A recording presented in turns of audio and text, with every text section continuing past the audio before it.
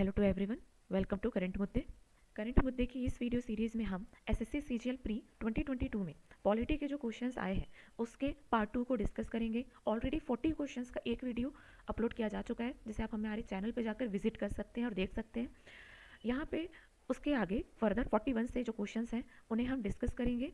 So let's start our video. There is very first question for us. 11वां मौलिक कर्तव्य भारतीय संविधान में किस वर्ष जोड़ा गया? The 11th fundamental duty was added to the Indian constitution in which year? सही आंसर है इसका 2002 में जोड़ा गया था। ठीक है, तो अब हम इसके बारे में और इंपॉर्टेंट फैक्ट्स डिस्कस कर लेते हैं। हमने बताया हुआ है कि हमारे कुल 11 मौलिक कर्तव्य हैं, फंडामेंटल ड्यूटी है। जो ये वाला है वो तो 2002 में आया, तो बाकी के कब आए? 1976 में आए, है ना, इंदिरा जी के टाइम पे आए। ये हमने सारे क्वेश्चंस के जो फैक्ट्स हैं पुरानी वीडियो में डाले हुए हैं। नए फैक्ट्स डिस्कस कर लेते हैं। तो हमारा 11th फंडामेंटल ड्यूटी बोलता क्या है? माता पिता या फिर बच्चे के और भी जो गार्जियन है, अगर इनके ना रहने के बाद, तो उनका ये कर्तव्य बनता है कि 6 से 14 साल तक की उम्र के बच्चों के लिए जो भी उनकी आवश्यक एजुकेशन है, 8th तक की मानी जाती है अपने यहाँ पे, 1st से 8th तक जो भी एजुकेशन है वो उनको दिलाना उनका कर्तव्य है। बच्चों को इस तरह की एजुकेशन दिलाना माता पिता और उनके गार्जियन का कर्तव्य है। याद रखना, ये फंडामेंटल ड्यूटी जो है बच्चों का फंडामेंटल राइट है 21A के साथ। इसीलिए कहा जाता है कि जो उनके लिए कर्तव्य है वो किसी के अधिकार बन गए। ठीक है, अच्छा, अब मुझे आप ये बताओ कि जब आपसे 11th फंडामेंटल ड्यूटी पूछी जा सकती है तो क्या फर्स्ट फंडामेंटल ड्यूटी नहीं पूछी जा सकती? आप बता सकते हो क्या है? देखो, इसमें ये बोलते हैं कि जो भी इंडियन सिटीजन्स हैं, ठीक है, हमारे, उनसे ये एक्सपेक्ट किया जाता है कि वो हमारे कॉन्स्टिट्यूशन, उसके बाद हमारा जो नेशनल फ्लैग है, हमारे जो नेशनल ऑर्गेनाइजेशन है जो कॉन्स्टिट्यूशन के द्वारा बनाए जा रहे हैं, है ना, जिनकी कॉन्स्टिट्यूशन बनाने की बोलता है, जैसे कि न्यायपालिका हो गई, कॉन्स्टिट्यूशन में लिखा है, ठीक है, चुनाव आयोग हो गया, कॉन्स्टिट्यूशन के द्वारा निर्मित है, ठीक है, इन सब का हमें सम्मान करना होगा, ये हमसे एक्सपेक्ट किया जाता है। ये हमारा फंडामेंटल ड्यूटी का फर्स्ट जो पहला सबसे पहला फंडामेंटल ड्यूटी है ये कहता है। ठीक है, तो सभी इंपॉर्टेंट इसमें जितने पार्ट्स हमने डिस्कस कर लिए। नेक्स्ट क्वेश्चन, भारत में 3 संघीय सूचियों में वर्णित किसी भी मामले को कानून बनाने की अवशिष्ट शक्तियां किसके पास होती हैं? देखो, इसमें यह पूछा जा रहा है कि आप इस क्वेश्चन को कंफ्यूज ना कर जाएं, क्योंकि हम पढ़ते हैं कि जो अवशिष्ट विधायी शक्तियां यानी कि residual power of the government किसके पास होती है, तो उसको आप कुछ इस प्रकार समझो कि सही आंसर पहले देखो, यूनियन लेजिस्लेचर। कैसे? देखो, जो रेसिडुअल पावर होती है वो तो हमारी संसद के पास होती है, जो हमारी यूनियन लेजिस्लेचर है। ठीक है, इसके अलावा भी जो 3 सूचियां होती हैं, संघ सूची, यूनियन लिस्ट, ठीक है, स्टेट की होती है, और उसके बाद होती है कॉन्करेंट यानी कि समवर्ती सूची। ठीक है, अब आपको पता होगा कि संघ सूची की जो भी विधान बनाए जाने हैं वो हमारी यूनियन लेजिस्लेचर ही बनाती है, यानी कि संसद बनाती है, उसके पास अधिकार होता है। राज्य सूची में वर्णित जो विषय है उसमें राज्य विधानमंडल कानून बनाती है, और जो संवर्ती सूची होती है उसमें राज्य भी बना सकती है, केंद्र भी बना सकती है, लेकिन अगर दोनों का क्लैश की स्थिति होती है तो केंद्र ने जो विधान बनाए हैं हम उसको मान्यता देते हैं। ठीक है, अब इन तीनों लिस्ट को छोड़कर जो भी इनमें सब्जेक्ट्स हैं, उन सब्जेक्ट्स को छोड़कर जो और सब्जेक्ट्स बनते हैं वो अवशिष्ट में चले जाते हैं, जिसको बनाने का एकमात्र राइट क्या है? संसद के पास है, यूनियन लेजिस्लेचर के पास है। अच्छा, एक चीज याद रखेंगे आप कि अगर कभी ऐसा लगता है कि राज्य सूची में वर्णित जो विषय है ना, उनके विधान हमें केंद्र सरकार से बनवाना है, तो इसके लिए राज्यसभा के द्वारा एक प्रस्ताव पारित किया जाता है और मिनिमम 1 ईयर्स के लिए संसद को यह अधिकार दिया जाता है कि वह राज्य सूची में वर्णित किसी विषय के लिए कानून बनाएगी। चलिए, अपन सूचियां डिस्कस कर रहे थे, भी डिस्कस कर लेते हैं कितने हैं इसमें सब्जेक्ट्स। यूनियन लिस्ट में है 100, मूलतः 100 थे, अभी वर्तमान में 97 है। ठीक है, स्टेट लिस्ट में 61 थे, मूलतः तो इसमें 66 है, अभी वर्तमान में कितने हैं? और इसमें 4752। ठीक है, अच्छा, इसको समझो कि कैसे कि कौन सा सब्जेक्ट हमारी यूनियन लिस्ट में आता है, कौन सा सब्जेक्ट हमारी स्टेट लिस्ट में आता है और कौन सा हमारी कॉन्करेंट लिस्ट में आता है। बहुत सिंपल है, जो भी नौकरी हम सेंट्रल गवर्नमेंट की समझते हैं, जो भी नौकरी, फिर चाहे वो हमारी डाक तार की हो, हमारे विदेशी जो भी समझौते हो रहे हों उनके अंतर्गत आती हो, है ना, और टेलीफोन लाइन हो गया, एयरवेज हो गए, रेलवेज हो गई, डिफेंस हो गया, ठीक है, आप समझ पा रहे होंगे। ये जो भी सब्जेक्ट्स हैं हमारी, ये जो भी गवर्नमेंट जो होती है इनकी, सेंट्रल गवर्नमेंट की हम जॉब कहते हैं ना इसको, तो आप ये समझ लो कि ये हमारी यूनियन लिस्ट का पार्ट है। ठीक है, स्टेट सर्विसेज का पार्ट कौन कौन सा है, मैं कुछ इंपॉर्टेंट पॉइंट डिस्कस कर देती हूँ। पुलिस, पब्लिक एडमिनिस्ट्रेशन, लोक पब्लिक मैनेजमेंट, पब्लिक हेल्थ, लोक स्वास्थ्य, लोक व्यवस्था, ठीक है, और लोक सेवा। उसके बाद भू राजस्व, राजस्व के जो मामले रेवेन्यू आते हैं वो भी इसके अंतर्गत ही आते हैं। भू राजस्व का मामला है अगर कोई, वो इसके अंतर्गत आता है। स्थानीय स्वशासन यानी कि अपना पंचायत, नगर पालिका, नगर निगम, ये इसके अंतर्गत आएगा। और क्या आएगा, क्रय विक्रय और इरिगेशन के मामले इसके अंतर्गत आएंगे, कृषि के मामले आएंगे। और कॉन्क्रीट लिस्ट में क्या क्या आएंगे, बहुत पूछा जाता है ये कि कॉन्क्रीट लिस्ट में कौन कौन से पार्ट्स आते हैं। देखो हमारे यहाँ इसको आप ये समझो कि जनसंख्या का जो नियंत्रण होगा, समाचार पत्र होंगे, है ना, शिक्षा आती है, परिवार नियोजन के मामले आते हैं, बाट और माप, ये बहुत इंपॉर्टेंट है, ये आ चुका है क्वेश्चन में। बाट माप तौल की जो चीज़ें होती हैं ये कॉन्करेंट लिस्ट में आती है। ठीक है, पर्यावरण, जानवरों और पशु पक्षियों की हितों की बात सोचना, ठीक है, ये भी इसी लिस्ट के अंतर्गत आता है। और क्या आता है, शिक्षा तो मैंने बता दिया, वन आते हैं। तो आप ये बहुत इंपॉर्टेंट जो विषय हैं इनको ध्यान में रखेंगे। और मैंने आपको सब्जेक्ट्स तो बता ही दिए हैं, क्या बताए हैं। वैसे तो इसमें 100 सब्जेक्ट्स को शामिल किया गया है, मूल संविधान में थे 97, ठीक है, इसमें इस समय है 61, मूल संविधान में थे 66, और इसमें मूल संविधान में थे 47, अभी चल रहे हैं 52। ओके, नेक्स्ट क्वेश्चन, संविधान दिवस कब मनाया जाता है। सिंपल क्वेश्चन है, 26 नवंबर को संविधान दिवस मनाया जाता है। 1949 को हमारा संविधान बना था, संविधान को अनुमोदन प्राप्त हुआ था। ओके, नेक्स्ट, निम्नलिखित में से किस वर्ष भारतीय संसद के द्वारा नागरिकता अधिनियम को पारित किया गया था। सही आंसर इसका 1955। ये बहुत चर्चा में रहा तो आपको शायद इसको याद भी रखना चाहिए था। नेक्स्ट क्वेश्चन, निम्नलिखित में से कौन सा विधेयक केवल लोकसभा में ही शुरू किया जाता है। Okay, super important question, money bill 110 article. Money bill ये एक ऐसा आर्टिकल है, हमारे जो ऑप्शंस दिए हुए हैं, आर्टिकल 110 मनी बिल को बताता है। तो ये केवल लोकसभा से ही शुरू किया जाता है। राज्यसभा से उम्मीद की जाती है कि जिस तरह लोकसभा से प्रस्ताव पारित होकर उनके पास आया है, या तो वो उसको जैसा भेजा गया है वैसा ही स्वीकृत कर दे, या तो राज्यसभा उसके ऊपर अपने कोई पॉइंट्स लिखकर वापस लोकसभा को भेज सकती है। लेकिन इसकी मिनिमम टाइम लिमिट क्या होती है, 15 डेज। पता होगा आपको, 15 डेज के अंदर राज्यसभा को डिसाइड करना होता है कि हमें मनी बिल पे क्या डिसीजन लेना है।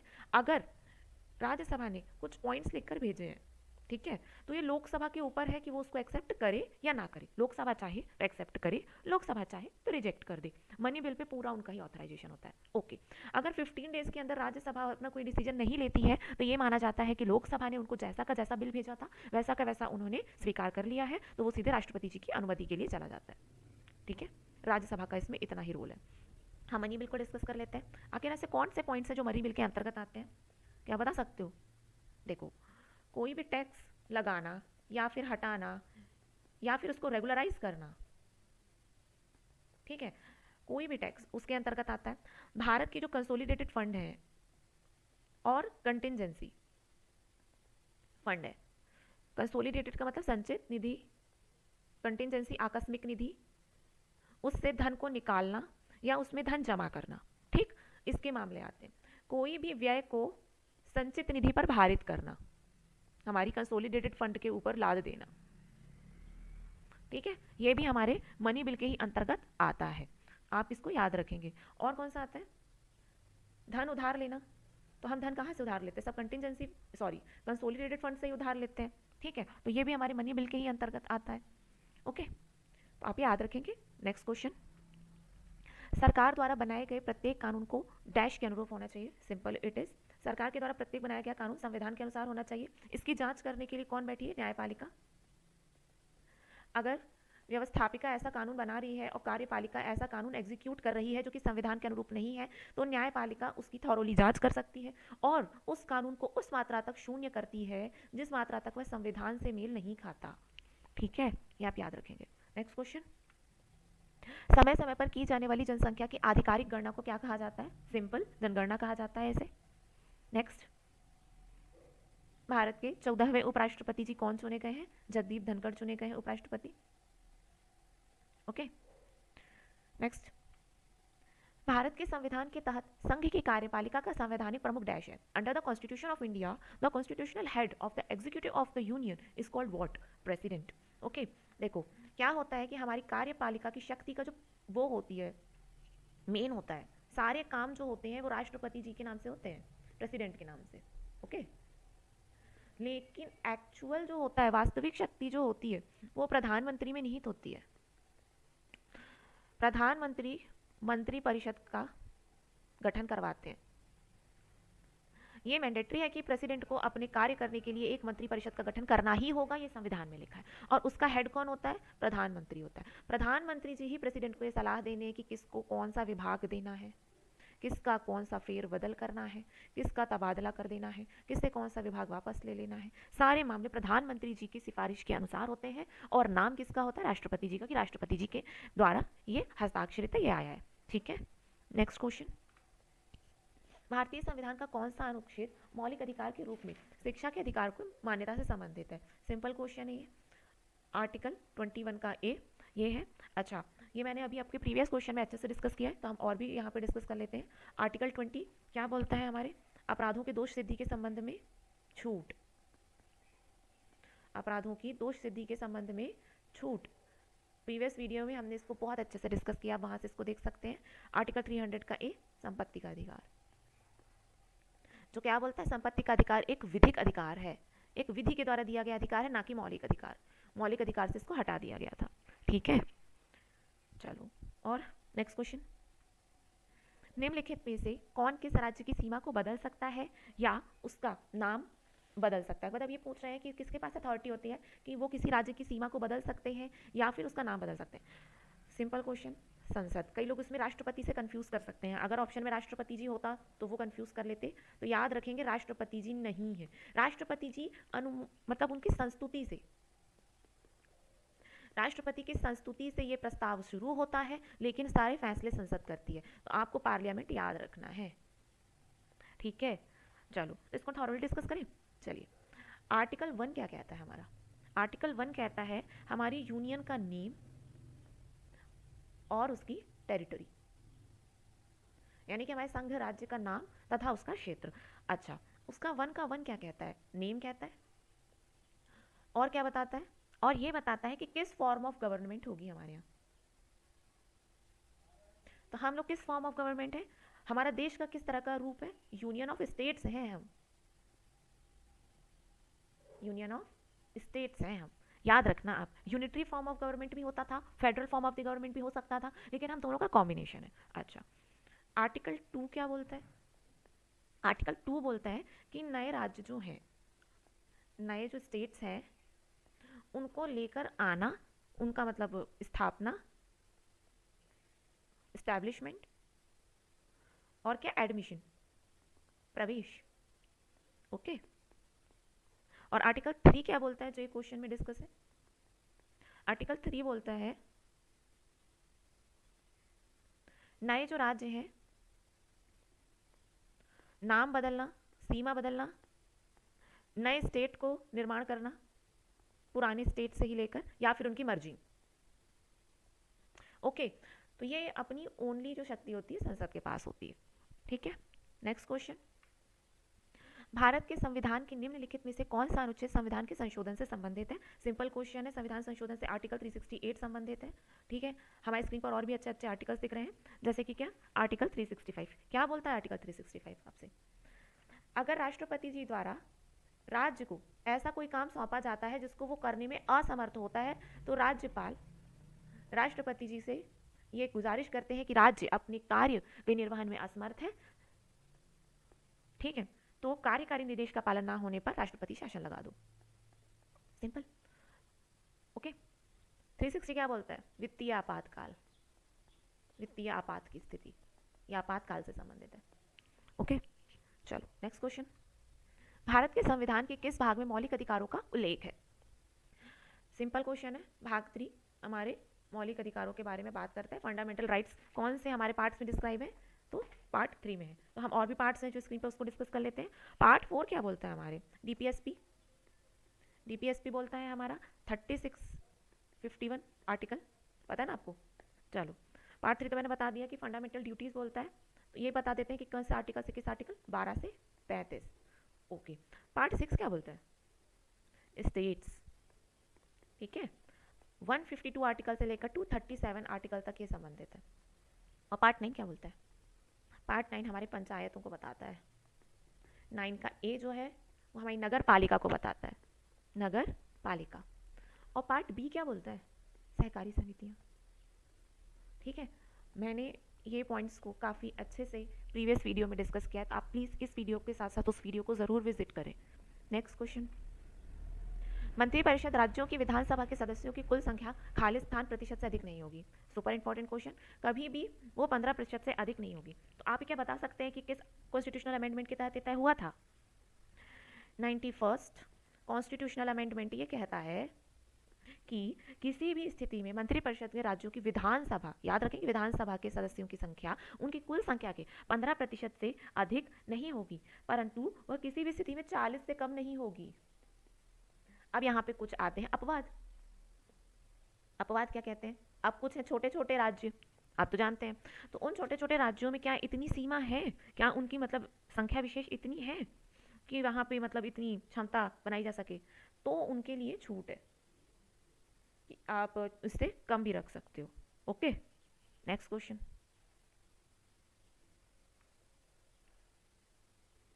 पारिवारिक न्यायालय विधेयक 18 जुलाई 2022 को लोकसभा में पेश किया गया। तो इसके तहत किस राज्य के लिए फैमिली कोड स्थापित होने की बात की? करंट अफेयर से रिलेटेड क्वेश्चन है ये। हिमाचल प्रदेश में फैमिली कोड बनाया गया है 18 जुलाई 2022 में। तो चलो हम कुछ इंपॉर्टेंट क्वेश्चन आए हुए डिस्कस कर लेते हैं। हमारे यहाँ फैमिली कोड के लिए जो एक्ट था कब पारित हुआ है? 1984 में पारित हुआ है, याद रखेंगे आप। अच्छा, आप बता सकते हैं कि ऑल ओवर द वर्ल्ड सबसे पहला फैमिली कोड कहाँ आया था? फर्स्ट, ये आया हुआ क्वेश्चन है वैसे, DSSB का शायद पेपर था, उसका आया हुआ क्वेश्चन है। ठीक है, नेक्स्ट क्वेश्चन। अच्छा, ये ध्यान रखना कि यूएस में पहली बार जो फैमिली कोड बनाया था तो 1910 में बनाया गया था, हमारे 1984 में इसका प्रस्ताव पारित हुआ है। नेक्स्ट, भारतीय संविधान के अनुच्छेद 30 में किन अल्पसंख्यकों का उल्लेख है? अच्छा, यहाँ पे देखिए हमारा जो एक देश है धर्मनिरपेक्ष पंथ निरपेक्ष एक राज्य की संज्ञा वाला है, लेकिन कुछ क्या अल्पसंख्यक वर्ग भी हमारे यहाँ रहते हैं, माइनॉरिटी रहती है। ठीक है, तो वो माइनॉरिटी कैसे डिसाइड होगी? माइनॉरिटी को हम भाषा और धर्म, लिंग्विस्टिक और रिलीजियस, इस फॉर्मेट में डिसाइड करते हैं। जिनकी अगर भाषा बोलने वाले जो कोई हैं वो कम है, कोई धर्म विशेष अगर उनकी संख्या कम है तो इनके अंतर्गत उन्हें शामिल किया जाता है। कोई भी ऐसा व्यक्ति जो किसी एक भाषा को बोलता है तो उनकी पूरी जो संख्या विशेष है, पूरा ग्रुप है, तो वो राष्ट्रपति जी से रिक्वेस्ट कर सकते हैं कि राष्ट्रपति जी उनकी भाषा को एक यूनिकनेस का दर्जा दें, हमारी अनुसूची में शामिल करें। अब ये राष्ट्रपति जी के ऊपर है कि वो उसको शामिल करते हैं या नहीं करते। ओके, नेक्स्ट क्वेश्चन, भारतीय न्यायपालिका की संरचना किस प्रकार की है? 4 स्तरीय संरचना है। ठीक है, 4 tier form of the Indian judiciary है। नेक्स्ट, न्यायालयों के किस विशेष आदेश का अर्थ है एक गिरफ्तार व्यक्ति को न्यायालय के सामने प्रस्तुत किया जाए? हार्बीज कॉर्पस, बंदी प्रत्यक्षीकरण, जैसा कि नाम से ही समझ में आ रहा है कि व्यक्ति को शामिल करना। चलो, हार्बीज कॉर्पस तो हमने समझ लिया कि कोई एक व्यक्ति जिसको अगर गिरफ्तार किया जा चुका है तो वो अपने एक वकील को हायर करने का उसको पूरा पूरा राइट है और वो उनसे अपना लगवा सकती है रिक्वेस्ट, और उस बेस पे न्यायालय पुलिस को ऑर्डर देती है कि जिस व्यक्ति को आपने बंदी बनाया है तो उसको प्रस्तुत कीजिए और उसके पूरे पूरे कारण बताइए कि आखिर किन कारणों की वजह से आपने उनको बंदी बनाया। कारण अगर सही हुए तो बंदी बनाए रखेंगे वो, और उसके लिए प्रॉपर जो फॉलो किया जाता है वो रखेंगे, और अगर कारण नहीं है सही तो उस व्यक्ति को मुक्त किया जाए। चलिए, स्क्रीन पर अच्छे नाम दिख रहा है, मैंडामिस। क्या होता है मैंडामिस? परमादेश। देखो, जब कोई पदाधिकारी अपना काम करने से मना कर दे, ठीक है, तो न्यायालय के पास अधिकार है कि वो उस व्यक्ति विशेष को ऑर्डर प्लेस करती है कि भाई आप अपना काम क्यों नहीं कर रहे हैं, आप अपना काम करिए। उस व्यक्ति विशेष को वो कहना चाहिए बात है करती है आदेश जारी करते हुए कि आप अपना काम करिए। ठीक है, अच्छा याद रखना, राष्ट्रपति, राज्यपाल इससे मुक्त है। ठीक है, इससे मुक्त है। अच्छा, और ये किस विशेष में ऑर्डर, स्थिति विशेष में ऑर्डर जारी किया जाएगा? जब उस पदाधिकारी के अलावा अन्य कोई उस कर्तव्यों का निर्वहन नहीं कर सकता, माने कि पूरी अथॉरिटी उस व्यक्ति के ही पास है और वो काम करने से मना कर दे। ठीक है, चलो, सर्शियोरारी समझते हैं, प्रमाण पत्र। अच्छा, ये बहुत इंपॉर्टेंट है, लोग सर्शियोरारी और प्रोहिबिशन में कंफ्यूज कर जाते हैं। ये लेवल 6 आरआरबी एनटीपीसी में आया हुआ क्वेश्चन है, तो मैं इसको बहुत अच्छे से आपके सामने डिस्कस करना चाहूँगी। आज आप समझ लीजिए कि इसमें अंतर क्या है। देखो, है ये दोनों ही एक।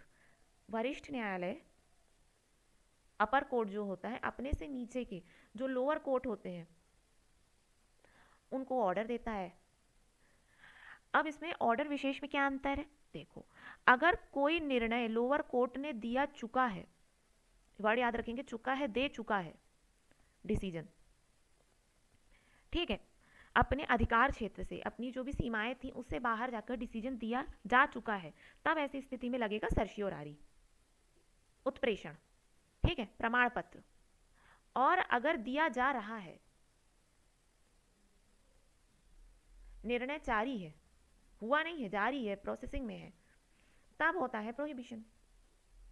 प्रोहिबिशन में करा जाता है क्या कि अपर कोर्ट लोअर कोर्ट को यह कहता है कि आप अपनी सीमा से बाहर जाकर उस विशेष सब्जेक्ट विशेष की सुनवाई कर रहे हैं, इस सुनवाई को रोक दीजिए और उस मामले को हमारे यहाँ पर शिफ्ट कीजिए, हमारे यहाँ हमारे कोर्ट में भेजिए, ठीक है। और सर्शियोरारी क्या बोलता है कि आपने अपनी सीमा से बाहर जाकर निर्णय दिया हुआ है, तो वो सब्जेक्ट विशेष की सुनवाई के लिए हमारे पास वापस भेज दीजिए। तो अगर लोअर कोर्ट का जो दिया गया निर्णय है उसको रद्द मान दिया जाता है, ये रद्द हो जाते हैं। याद रहेगा। अधिकार प्रक्षा, क्यो वारंटो, कैसे याद रखोगे आप क्यो वारंटो को? अगर कोई व्यक्ति ने कोई अथॉरिटी से, कोई ऑथराइजेशन से आपको कोई निर्णय दे दिया है, ठीक है, कोई वो अगर किसी पद विशेष पे नौकरी भी कर रहा है, ठीक है, तो न्यायालय उससे ये पूछ सकते हैं कि भाई आखिर बताओ आप किस मतलब अधिकार से ये काम कर रहे हैं। ये है क्यो वारंटो, अधिकार प्रक्षा, अधिकार पूछना, ठीक है। नेक्स्ट क्वेश्चन, अ जज of the supreme court can be removed only on the ground of, मतलब किस ग्राउंड के आधार पर सर्वोच्च न्यायालय के न्यायाधीश को हम पद से हटा सकते हैं? तो प्रूवन मिसबिहेवियर और इनकैपेसिटी, ये आपको शब्द ही याद रखना है, साबित दुर्व्यवहार, सिद्ध दुर्व्यवहार या अक्षमता, ठीक है। अभी तो सर्वोच्च न्यायालय के न्यायाधीश की बात हो रही है, क्या आप बता सकते हो प्रेसिडेंट को किस ग्राउंड पर हटाते हैं? प्रेसिडेंट साहब को किस ग्राउंड पर हटाते हैं? केवल संविधान का अतिक्रमण, अगर उन्होंने संविधान विशेष का अतिक्रमण किया है और यह सिद्ध हो जाता है तो उनको उनके पद से हटाया जाता है। अच्छा, कैग को किस पद से किस तरह हटाते हैं? सीईसी को भी उसी से हटाते हैं। कैसे? यही, साबित कदाचार, असमर्थता, अपने पद की अक्षमता और दुर्व्यवहार के आधार पर उनको पद से हटाया जाता है। ओके, याद रखना, CAG article 148 to 151। Next question, Which of the following is not mentioned in the Indian Constitution as a fundamental duty? भारतीय संविधान के मौलिक कर्तव्य के रूप में कौन सा वर्णित नहीं है? देखो, इसमें सीधा दिखाई दे रहा है, सद्भावना को बढ़ावा देना, सार्वजनिक संपत्ति की रक्षा करना, देश की रक्षा करना, और क्या क्या है, आइडियलिज्म जो है, आइडियल है हमारे, उनको रिस्पेक्ट दो, हमारे जो कॉन्स्टिट्यूशनल ऑर्गेनाइजेशन है उनको रिस्पेक्ट दो, फ्लैग जो हमारा है उसको रिस्पेक्ट दो, नेशनल एंथम को रिस्पेक्ट दो, नेशनल सॉन्ग को रिस्पेक्ट दो, पब्लिक प्रॉपर्टी की रक्षा करो, सार्वजनिक संपत्ति की रक्षा करो, ठीक है। अच्छा, ऐसे सारी धरोहरों की रक्षा करो, सम्मान करो जो हमारे मन में देशभक्ति की भावनाओं को बढ़ाते हैं, देशभक्ति की भावनाओं को उत्प्रोत करते हैं। यह है सेकंड, आपको उनका भी रिस्पेक्ट करना है। बड़ों का सम्मान करना नहीं है फंडामेंटल ड्यूटीज के रूप में। ओके, नेक्स्ट क्वेश्चन, भारत में कितने लोकसभा निर्वाचन क्षेत्र हैं? 543। नेक्स्ट, अभी वर्तमान में 543 है, ठीक है। ओके, नेक्स्ट क्वेश्चन, समानता के अधिकार के अंतर्गत कितने अधिकारों को उल्लेखित किया गया है? How many rights are mention into the right of equality? इसको प्रीवियस वीडियो में हमने बहुत अच्छे से डिस्कस किया हुआ है, अभी और हम ऊपर ऊपर से डिस्कस कर लेते हैं। आर्टिकल 14 है, ठीक है, आर्टिकल 15 है, 16 है, 17 है, 18 है। 16 आपको पता होगा, छुआछूत का अंत करता है, सॉरी 17 अंत करता है। 16 क्या बोलता है? लोक नियोजन, आपकी नौकरी, लोक नियोजन के क्षेत्र में अवसर की समानता। ओके, 18 क्या बोलता है? उपाधियां जो पहले दी जाती थी ना, राजा रजवाड़ा वाली उपाधियां, उनका अंत करता है। लेकिन इसके अंतर्गत कौन कौन से अपवाद आते हैं? सरकार अगर कोई एजुकेशनल उपाधि दे रही है, स्तर की उपाधि हो रही है ना, तो वो उपाधियों की मान्यता होगी, डिफेंस की उपाधियों की मान्यता होगी, ठीक है। अच्छा, भारत सरकार की मतलब राष्ट्रपति जी जो है उनकी अनुमति के बिना कोई भी किसी भी जगह से उपाधियों को स्वीकार नहीं करेगा, फिर वो चाहे भारत के बाहर से आकर भारत में कार्य करने वाले राजदूत ही क्यों ना हो। 14 को डिस्कस कर लेते हैं, इसके दो पार्ट है। इसको कहा जाता है विधियों, विधि के समक्ष समानता का अधिकार। जो हमारी विधि है, जो भी कॉन्स्टिट्यूशन है, उसके समक्ष सब समान है, हम सारे इक्वल हैं। अब इसके दो पार्ट हैं जो आपको डिस्कस कर देती हूँ, आगे के लिए काम आएंगे। एक पार्ट जो है, जो हमने ब्रिटेन से लिया है, ब्रिटेन से एक्सेप्ट किया है, क्या कहता है वो पार्ट? ये पार्ट ये कहता है कि कॉन्स्टिट्यूशन से ऊपर कोई नहीं है, जो हमारी विधि है उससे ऊपर कोई नहीं है, विधियों के लिए सब एक बराबर है, ऑल आर इक्वल। और दूसरा पार्ट क्या बोलता है? विधियों के समान संरक्षण, यानी कि अच्छा ये अमेरिका से लिया है। और ये क्या बोलता है? ये बोलता है कि अगर समान जो व्यक्ति हैं, एक समान व्यक्तियों के लिए एक समान विधि लागू होगी। बात हमसे समझना आप, एक समान जो व्यक्ति हैं उनके लिए एक समान विधि लागू होगी। तो किस तरह से समान? ये हमें आरक्षण की व्यवस्था, आरक्षण की व्यवस्था के लिए बतलाता है, जो अगर शारीरिक रूप से एक समान है। अच्छा, यहाँ पे विकलांग जो होते हैं वो हमारे जैसे तो है नहीं, तो शारीरिक रूप से असमान व्यक्ति हैं, जो कमजोर व्यक्ति हैं अगर मान लीजिए, तो उनको संरक्षण। एजुकेशन, एक प्रकार से एजुकेशनल क्वालिफिकेशन पाए रहने वाले व्यक्ति के लिए एक प्रकार से ही हम कार्य करेंगे, ये हमारा कॉन्स्टिट्यूशन कहता है। आपने देखा होगा कि कोई सरकारी नौकरी के लिए निकलती है निविदा, नोटिफिकेशन, निविदा कह रही हूँ, नोटिफिकेशन, सूचना निकलती है, तो सूचना में क्या बोला जाता है? सूचना में ये बोला जाता है कि ग्रेजुएशन है ना, तो सारे ग्रेजुएट्स के लिए एक सा पेपर होता है, ठीक है। अगर वो पेपर का लेवल 12th बेसिस है तो 12th बेसिस के लिए एक सा पेपर होता है। आपने अभी आरआरबी एनटीपीसी का पेपर दिया होगा तो ये चीज़ आपने महसूस की होगी, ये इसका सबसे बड़ा एग्जाम्पल है। जो 12th बेसिस के पेपर हुए वो अलग हुए, ग्रेजुएशन हुए तो वो अलग हुए। Okay, next question. Which of the following terms is not included in the preamble of Indian Constitution? हमारी भारत की प्रस्तावना में इनमें से कौन सा वर्ड शामिल नहीं है? संघवाद, फेडरलिज्म शामिल नहीं है। Next question. राज्य वित्त आयोग की नियुक्ति हर कितने वर्षों में किसके द्वारा की जाती? देखो, जो वित्त आयोग है, वित्त आयोग का जो गठन होता है वो राज्य की वित्त आयोग का गठन राज्य सरकार के द्वारा किया जाता है। हर 5 साल में ये मैंडेटरी है कि उनको गठन करना ही करना है, ठीक है। फिर वो अपना जो भी प्रतिवेदन होता है राज्यपाल को सौंपते हैं। राज्यपाल को सौंपने के बाद ये उसको विधान सभा, अगर कहीं विधान परिषद भी है तो उनके पटल पे रखवाते हैं। राज्यपाल का काम है ये करना। और सेम जो होता है वो सेंटर के लिए अगर वित्त आयोग बनता है तो उनमें होता है। अच्छा, इसके गठन के लिए राष्ट्रपति जी कहते हैं और इसके राज्यपाल कहते हैं कि गठन करवाओ, ठीक है। Next question. सभी खालिस्तान देशों में एक संविधान होने की संभावना है। Democratic form of the government, democracy है तभी तो कॉन्स्टिट्यूशन है। ओके, स्क्रीन पर आपका सही आंसर है डेमोक्रेटिक। Next question.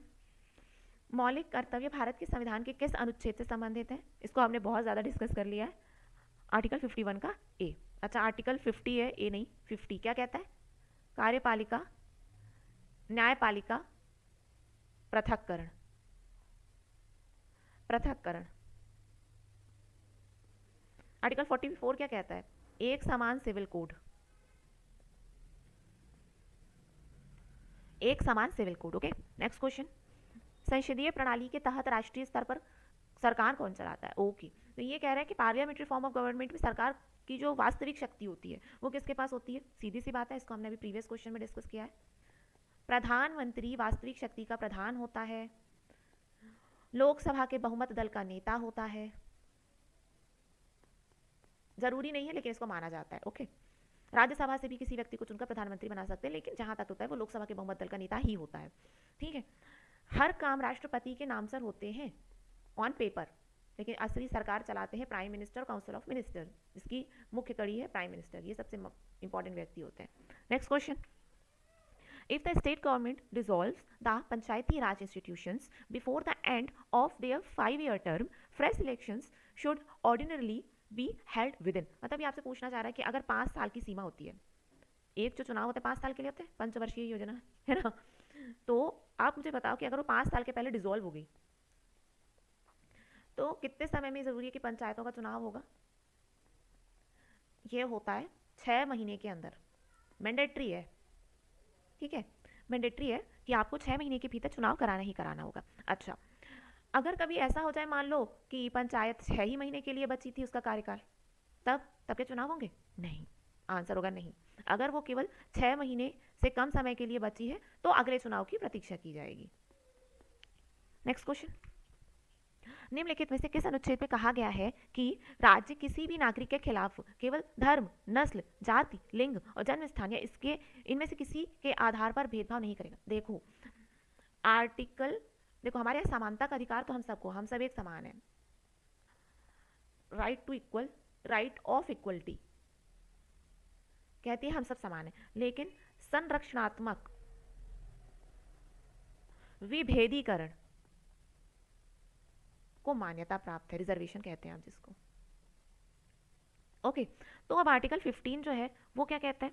आर्टिकल 15 कहता है कि धर्म, नस्ल, जाति और लिंग और जन्म स्थान, केवल ये ही 5 ग्राउंड है जिसके आधार पर कोई भी भेदभाव नहीं होगा। इसका मतलब ये है कि इसके अलावा और जो ग्राउंड है उस पर विभेदीकरण पॉसिबल है। जैसे कि क्या? मूल वंश, ठीक है, जैसे कि क्या? नेटिव प्लेस, ठीक है, इसके विभेदीकरण मान्य हो सकते हैं। मूल वंश के आधार पर किसी भी व्यक्ति को विभेदीकृत किया जा सकता है। अच्छा, जो 15 का ही पार्ट 1 है वो होटल वगैरह, कोई भी पब्लिक प्लेस है, इन ग्राउंड्स पे आपको वहां पे जाने पे रोका नहीं जाएगा, यानी कि मंदिर, तालाब, पार्क, मेला, कोई आयोजन, कथा वगैरह हो रही है, उस पे जाने से आपको मना नहीं किया जाएगा। 15 का 2 पैरा महिला, बच्चों, उनको संरक्षण दिलवाता है। 15 का 3 पैरा पिछड़े, अल्पसंख्यक, SC ST इसी में आते हैं ना, इन सभी का संरचनात्मक विभेदीकरण बोलता है, संरक्षण प्रदान करता है, क्योंकि ये कमजोर है ऐसा माना गया है, और ऐसा है भी। जब हमारा कॉन्स्टिट्यूशन बना था तो वाकई जो ये शैक्षणिक रूप से, अच्छा ग्राउंड क्या होगा? ग्राउंड क्या होगा? शैक्षणिक रूप से इनको पिछड़ा होना होगा, सामाजिक और शैक्षणिक, शिक्षा का स्तर इन वर्गों का काफी गिरा हुआ था, इसीलिए इनको, और सामाजिक स्तर भी काफी गिरा हुआ था। ध्यान रखिएगा, धन विशेष के संबंध में कोई भी विभेदीकरण नहीं किया जा सकता, ये कोई ग्राउंड है ही नहीं, ठीक है, इसीलिए EWS अपवाद है, लेकिन ये मोदी जी के द्वारा दिया गया है और जो कि सही भी है, तर्कसंगत भी है, इसको शामिल किया जाना चाहिए। अच्छा, तो ये जो ग्राउंड है अल्पसंख्यक संरक्षण, इसी के तहत जो एजुकेशनल इंस्टीट्यूशन है ना, यहाँ पे इसको संरक्षण दिया जाता है, कोटा होता है जिसको कहते हैं कि कोटे के तहत आए हो ना आप किसी कॉलेज में, इसी आर्टिकल के अंतर्गत आप आते हो। Next question, which fundamental right was deleted by the constitution 44th amendment act 1978? ये पूछ रहे हैं कि 44th संविधान संशोधन 1978 में कौन से आर्टिकल को हमने डिलीट कर दिया था? संपत्ति के अधिकार। संपत्ति के अधिकार को विधिक अधिकार में शामिल कर दिया था हमने, ठीक है। चलो नेक्स्ट क्वेश्चन, 73वां संविधान संशोधन निम्नलिखित में से किससे संबंधित है? हमको बहुत थारोली डिस्कस किया है, पंचायती राज व्यवस्था से संबंधित है। स्क्रीन पर और भी बहुत अच्छे अच्छे आपके कॉन्स्टिट्यूशनल अमेंडमेंट है। GST 101 आर्टिकल अमेंडमेंट 1 जुलाई 2017 से लागू, ठीक है। दल बदल विरोधी 52nd article amendment, sorry constitutional amendment, ठीक है, इसके अंतर्गत इसको शामिल किया गया है। अच्छा, क्या आप ये बता सकते हो एंटीडिफिकेशन जो लॉ है ये हमारे किस शेड्यूल में है? अनुसूची 10th शेड्यूल कहता है कि दल बदल विरोधी गतिविधियां मान्य नहीं है। नेक्स्ट, भारतीय संविधान का कौन सा अनुच्छेद सिक्किम राज्य के संदर्भ में विशेष प्रावधानों संबंधित? सुपर इंपॉर्टेंट, आजकल आर्टिकल के अंदर जो भी पैरा सब पैरा वो भी आपको याद रखना बहुत जरूरी है। तो 371 का F पार्ट सिक्किम को कहता है, आपकी स्क्रीन पर दिया 371 महाराष्ट्र और गुजरात इससे संबंधित है। 371 का A कहता है नागालैंड के विशेष प्रावधान, 371 का सी किसको कहता है? मिजोरम। इनके लिए स्पेशल प्रोविजन है। Okay, next question. भारत के संविधान का अनुच्छेद 20 खालिस्तान से संबंधित है। बहुत थॉरोली इसको डिस्कस किया है हमारे प्रीवियस वीडियो जो पॉलिटी का है।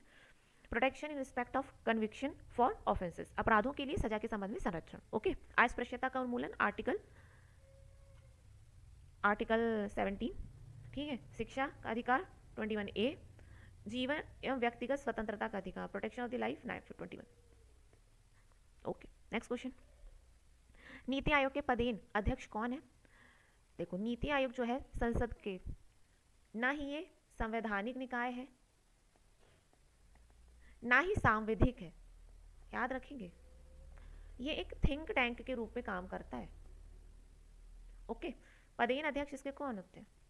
प्रधानमंत्री जी होते हैं, एक उपाध्यक्ष होता है, एक सीईओ होते हैं। ओके, और कौन कौन हो सकते हैं इसमें? देखो, पूर्णकालिक सदस्य होते हैं, अंशकालिक सदस्य होते हैं, स्पेशल इन्विटी होते हैं। ठीक है, और जो 3 सदस्य और अभी जो 4 हो चुके हैं वो सदस्य जो होते हैं जो सरकार के लिए मदद करते हैं इसमें, इनकी कार्य को करने में। ओके, तो हम ये अभी ध्यान लेते हैं आपके मतलब की चीज़ें। जो उपाध्यक्ष का नाम क्या है अभी, कौन है इनके? सुमन बेरी। और सुपर इंपॉर्टेंट हो जाते हैं सीईओ, क्योंकि ये हाल ही में 2 दिन पहले बदले हैं, VBR सुब्रमण्यम। ये आपका करंट अफेयर है, याद रखना है आपने। Next question. किस स्वतंत्रता को लोकतंत्र की पहचान माना गया है? ओके, लोकतंत्र कैसे है? हम कैसे अपने देश को कहते हैं कि हमारे यहाँ डेमोक्रेसी है? डेमोक्रेसी का मतलब होता है कि हर व्यक्ति विशेष एक समान है, और जब भाषाओं की विविधता, धर्म की विविधता वाला जो हमारा राष्ट्र है, उसकी पहचान एक डेमोक्रेसी के तौर पर कब होगी? जब धर्म की स्वतंत्रता का अधिकार होगा, क्योंकि हमारा देश पंथ निरपेक्ष, धर्मनिरपेक्ष, लोकतांत्रिक गणराज्य है, याद रखना। Next question. भारत के उपराष्ट्रपति के रूप में निर्वाचित होने के लिए पात्रता मानदंड के बारे में निम्नलिखित में से क्या सही नहीं है? यानी कि उपराष्ट्रपति जी को किस ग्राउंड्स पे चुना जाएगा, तो हमारे ऑप्शंस में वो क्या सही नहीं है? सही आंसर है उसको लोकसभा के सदस्य के रूप में चुनाव के लिए योग्य होना होगा। देखिए, उनको राज्यसभा का सदस्य चुने जाने की उसमें योग्यता हो, उनमें योग्यता होनी चाहिए। बाकी उनको भारत का नागरिक होना आवश्यक है, 35 वर्ष की आयु को पूर्ण होना भी आवश्यक है, राज्यसभा का सदस्य चुने जाने की योग्यता होनी चाहिए, साथ ही केंद्र सरकार या राज्य सरकार या किसी अधीनस्थ न्यायिक प्राधिकरण, स्थानीय प्राधिकरण यानी कोई लोकल अथॉरिटी के अंदर भी कोई पद ना हो। ओके, ये आपको याद रखना है। अगर वो इस लाभ के पद पर नियोजित है, अगर वो विधानसभा के सदस्य भी हैं, ठीक है, किसी भी मतलब सदन के सदस्य भी हैं, तो उनको अपनी सदस्यता छोड़नी होगी उसी समय। अगर वो अपनी सदस्यता नहीं छोड़ते तो उनको उपराष्ट्रपति के पद से मतलब हटा दिया जाता है, ये भी आपने याद रखना है। अच्छा, राष्ट्रपति जी को इस मामले में थोड़ी छूट है। राष्ट्रपति जी जो है वो किसी मतलब अगर हमारी जो मंत्रिपरिषद है, मंत्रिमंडल है, हमारा मंत्रिपरिषद है, उसमें सबको एक एक विभाग दिया जाता है। ठीक है, आपको याद होगा हमारे सबसे पहले राष्ट्रपति थे राजेंद्र प्रसाद, खाद्य आपूर्ति विभाग दिया गया था। तो मतलब राष्ट्रपति के पद पर रहते हुए वो अपने विभाग में अपने जो कार्य हैं उनको भी अच्छे से चला सकते हैं, लेकिन उपराष्ट्रपति जी ऐसा नहीं कर सकते, उनको तुरंत वो पद छोड़ना पड़ेगा अगर वो किसी पद में, आपने याद रखना है। Next question. निम्न में से कौन सा उच्च न्यायालय के अधिकार के बारे में सही नहीं है? अच्छा, उच्च न्यायालय के अधिकार क्षेत्र के बारे में यहाँ पे बात की जा रही है। क्वेश्चन के अंतर्गत तो हम इसको बहुत थारोली डिस्कस करेंगे। अभी आपकी स्क्रीन पर सही आंसर क्या कह रहा है? सही आंसर कह रहा है कि भारत के राष्ट्रपति जी को सलाहकारी राय प्रदान करते। जी नहीं, उच्च न्यायालय भारत के राष्ट्रपति जी को सलाहकारी राय नहीं देते, सुप्रीम कोर्ट देता है।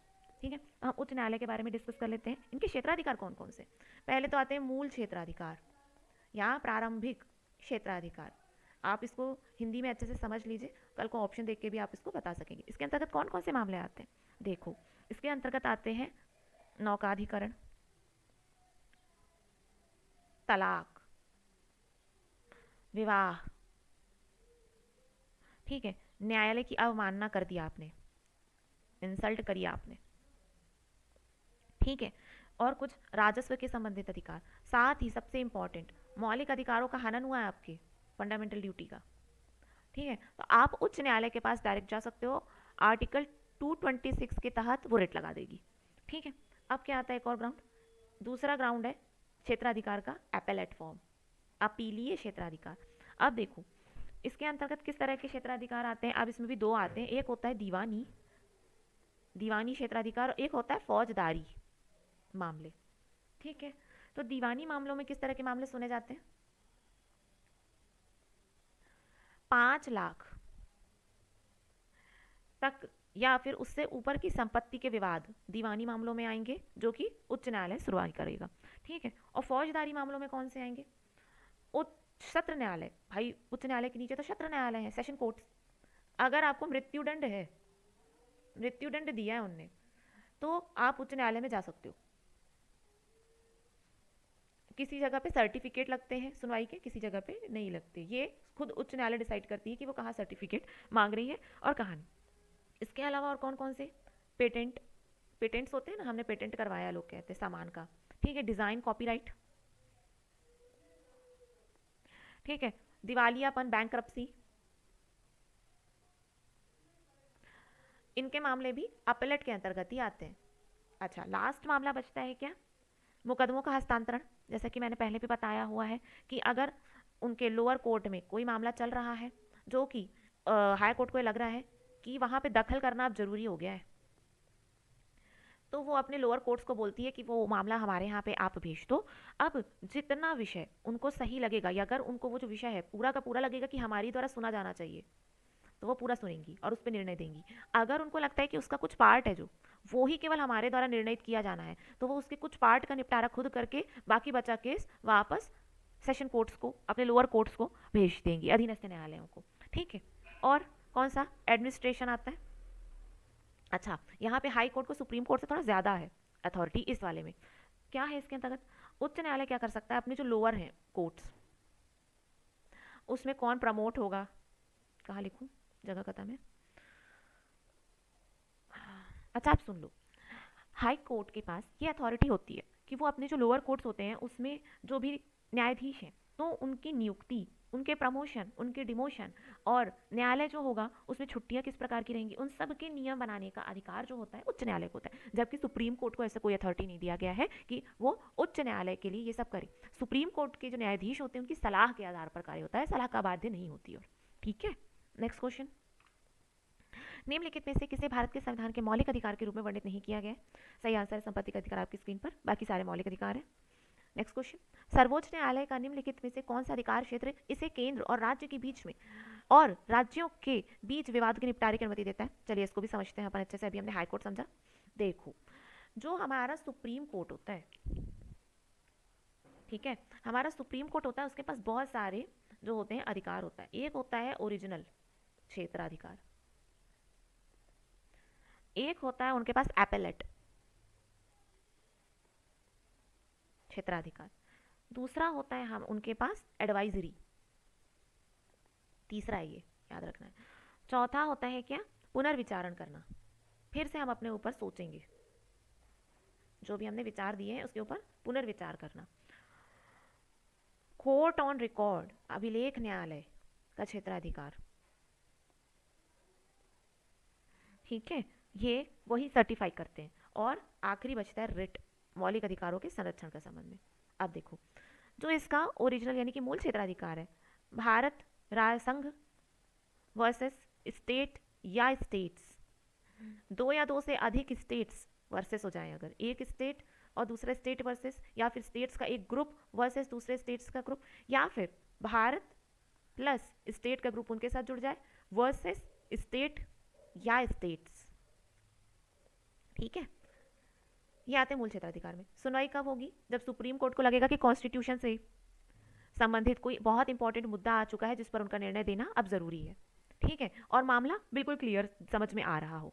अब एपेलेट ट्रिब्यूनल, इसके अंतर्गत कौन कौन से आते हैं, कॉन्स्टिट्यूशनल आता है, दीवानी आता है, फौजदारी मामले, ठीक है।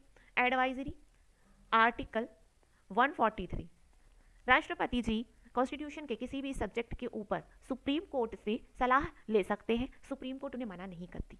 सुप्रीम कोर्ट उनको मना नहीं कर सकती। अगर मामला किससे हो, कॉन्स्टिट्यूशन से संबंधित हो, कोई कॉन्स्टिट्यूशन का ऐसा प्रश्न जिनको समझ में नहीं आ रहा हो, कोई मुद्दा हो, या फिर देश की रक्षा, देश के हित से संबंधित कोई मुद्दा है, तो सुप्रीम कोर्ट की वो सलाह ले सकते हैं। सुप्रीम कोर्ट बाध्य है उनको सलाह देने को। अच्छा, अब सुप्रीम कोर्ट सलाह तो दे दी, तो क्या राष्ट्रपति उसको मानने के लिए बाउंड है? नहीं। अगर चाहे राष्ट्रपति जी तो माने, नहीं चाहते तो ना माने। पुनर्विचारण, आर्टिकल 137, इसका यूज करते हुए सुप्रीम कोर्ट को अधिकार प्राप्त होता है कि अपने खुद के दिए गए जो निर्णय होते हैं, अगर वो उचित समझे तो उसमें आवश्यक परिवर्तन कर सकती है पुनर्विचार करके। कोर्ट ऑन रिकॉर्ड, आर्टिकल 129, अभिलेख न्यायालय के रूप में कोर्ट्स को बतलाता है। इसका यह आशय है कि न्यायालय के निर्णय सभी जगह साक्ष्य के रूप में भी जा सकते हैं, आप साक्षी बना सकते हो उनको। अवमानना अगर की गई तो दंड भी होगा, और वो अवमानना का दंड किसके अंतर्गत चला जाएगा? Original form of government, original क्षेत्राधिकार के अंतर्गत, मूल क्षेत्राधिकार में चला जाएगा, है ना। अच्छा, और रिट तो आपको पता है, मैंने बहुत अच्छे से एक्सप्लेन किया हुआ है आपको, ये मौलिक अधिकारों के संरक्षण के लिए ये रिट को जारी कर सकते हैं, ठीक है। अच्छा, आपको ये एक चीज़ याद रखनी है कि कभी भी अगर कॉन्स्टिट्यूशन का इंटरप्रिटेशन चल रहा हो, इंटरप्रिटेशन वर्ड आप याद रखोगे, निर्वचन चल रहा हो, तो 5 सदस्यीय पैनल होगा, या तो उससे अधिक हो जाए चलेगा। आर्टिकल 145 का थर्ड पैरा, बहुत इंपॉर्टेंट है ये आपने याद रखना है, क्योंकि कॉन्स्टिट्यूशन की बहुत सी ऐसी भाषाएं हैं जो थोड़ी कठिन है। नेक्स्ट क्वेश्चन, मई 2022 में देश में सहकारी संघवाद को बढ़ावा देने और समर्थन करने के लिए काम करने वाली अंतर्राज्यीय परिषद का फिर से गठन किया गया। इस परिषद के अध्यक्ष किसको बनाया गया है? परिषद के अध्यक्ष कौन है? प्रधानमंत्री। अच्छा, पहली बार जिसका गठन हुआ था, सरकारिया कमीशन, सरकारिया कमीशन के सिफारिश पर इसका गठन किया गया था। ये एक संवैधानिक निकाय है, अंतर्राज्यीय परिषद, ठीक है। आर्टिकल 263 के अंतर्गत केंद्र और राज्यों के समन्वय के लिए, उनके बीच में क्लैशेस ना आए, ठीक है, इसके लिए राष्ट्रपति जी एक अंतर्राष्ट्रीय परिषद का गठन करवाएंगे, राष्ट्रपति जी करवाएंगे गठन। इसका हेड होगा प्रधानमंत्री, ठीक है। पहली बार जून 1990 में इसकी स्थापना की गई थी, ठीक है, और अक्टूबर 1990 में पहली इसकी बैठक हुई थी। सदस्य कौन कौन है? सभी राज्यों के मुख्यमंत्री, और जो केंद्र शासित प्रदेश हैं वहां के आयुक्त, उपराज्यपाल। ओके, याद रखेंगे आप ये। भारत के संविधान के अनुच्छेद 51(a) के अनुसार प्रत्येक भारतीय नागरिक का कर्तव्य है कि वह किसका पालन करे, किस आदर्श संस्थानों की करे। आपसे कुल मिला के पहला मौलिक कर्तव्य पूछा गया जो मैंने आपको डिराइव किया है। 51 का ए आपका क्या है? Fundamental duty. आर्टिकल 51 का ए फंडामेंटल ड्यूटीज, मौलिक कर्तव्य, और उसका ए का ए आपका पहला मौलिक कर्तव्य। आपने इसको याद करना, उनके आदर्शों, उनके संस्थानों का सम्मान करें, ठीक है। ये मैंने आपको सबसे पहले क्वेश्चन पे डिस्कस कर दिया। सो इस तरह हमारा वीडियो समाप्त होता है। उम्मीद करती हूँ आपको ये वीडियो पसंद आएगा। So keep pushing your limits and study hard. Thank you for watching current मुद्दे।